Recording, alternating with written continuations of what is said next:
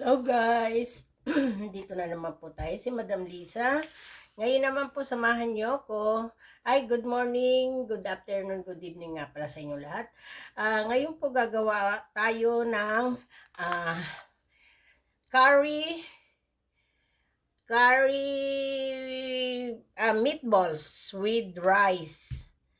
Aanuhan po natin, lulutuin po natin sa rice. Ito pong pork, mga 1 kilo po yata ito. Tapos sa 2 takal at kalahating rice, sinugasan ko na po siya. So, ilalagay po natin siya dito. Hahaluin po natin. And, lalagyan ko rin po pala siya ng curry powder. Curry powder. Ito po guys, lalagyan natin siya ng konting curry powders. May rice na po siya. Mga kalahating kutsara lang po nito. Tantiyahin nyo lang po at chili pepper. Konti lang din po. Ayan. At salt. Konti lang pong salt. Ayan. Lagyan din po natin siya ng paminta. Ako po ganyan magluto. Walang sukat-sukat. Tapos po, haluin po natin siya. Haluin na mabuti. Yan lang po. Haluin po natin siya hanggang kumapit ang rice sa meat. Curry meatballs with rice. Iluluto po natin siya sa gata.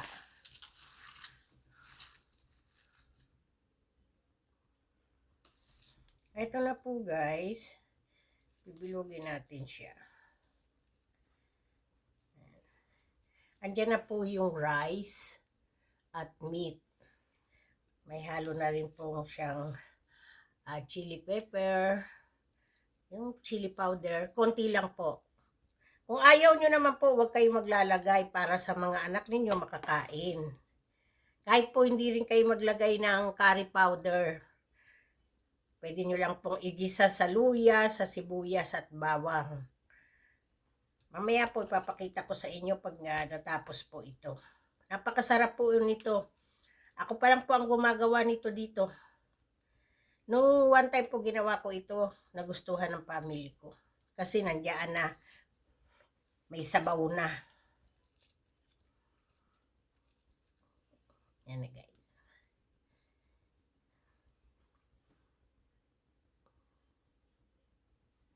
So ito na po. Tapos na siya. Lulutuin ko na lang po. Iinitin ko na yung kalan. At mayroon na po akong chinap-chap na onion at ginger. At may garlic na rin po ako.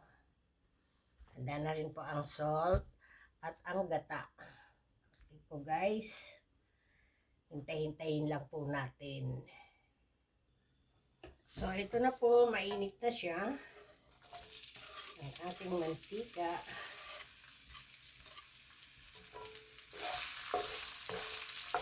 Igisa lang po natin ito.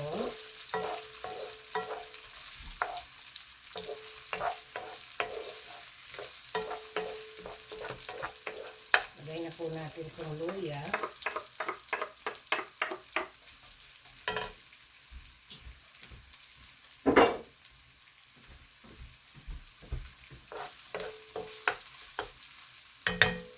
Lagay na rin po tayo ng garlic.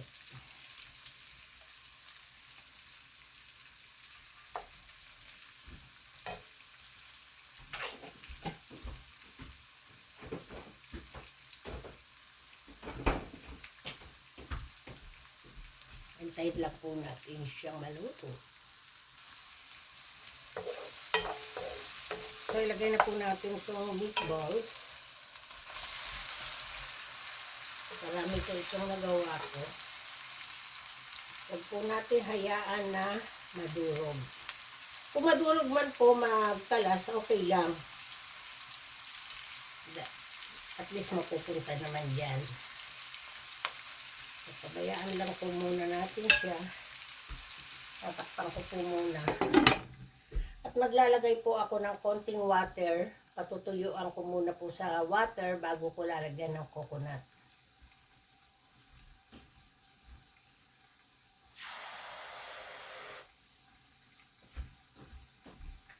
Hintay-hintayin lang po.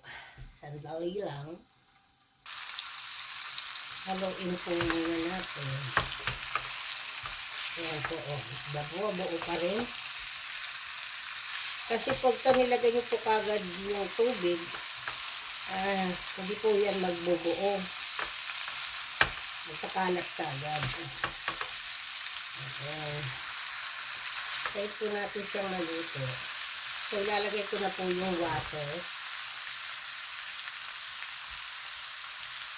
Para po maluto yung rice. Lagay po natin yung water. At tatakpan po natin.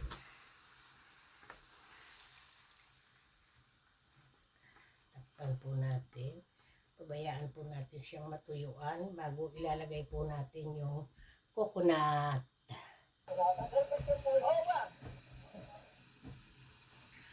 So, i-open na po natin. Ayan, wala na po siya ng sabaw. Pero ang rice matigas pa. Ayan. So, ihahalo na po natin ang gata. Isang can lang po ito, isang lata. Ihalo po natin.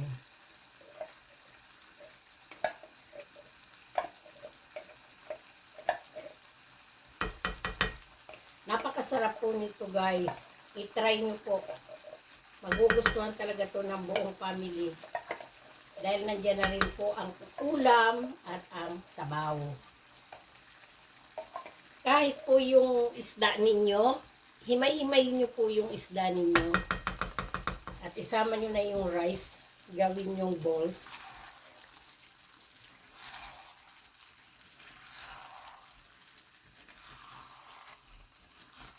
So, lalagyan ko po siya ng garlic powder. Ayan. At konting salt. Kasi may salt na rin naman po kanina habang binibilog ko. Konti lang po. At paminta. Katsamba po lagi ako. Hindi po ako tumitingin sa mga recipe.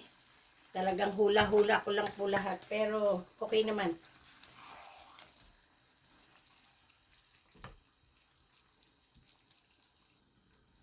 So, titignan na po natin ang aking curry meatballs with rice. Ayan na po, malapot na siya. So, sa tingin ko ay okay na siya. At titikimin ko na po sa aking anak. Tignan nyo po, hindi nadurog yung mga iba. Oh. Yung iba po na rice, ayan, naglagas, pero okay lang po yan. Basta ang meatballs, kahit paano buo pa rin. Ayan po. Buong-buo pa rin. Yummy! Luto na po. Lalagay na po ako sa plates. Ayan. Patitikimin ko ang aking anak. So, papatayin na po natin ng apoy. Ayan na guys, ang aking curry meatballs with rice. Okay guys, thank you. Thank you. Sana po panoorin nyo lahat ang aking mga videos. Thank you nga po pala sa mga bagong subscriber ko. Thank you.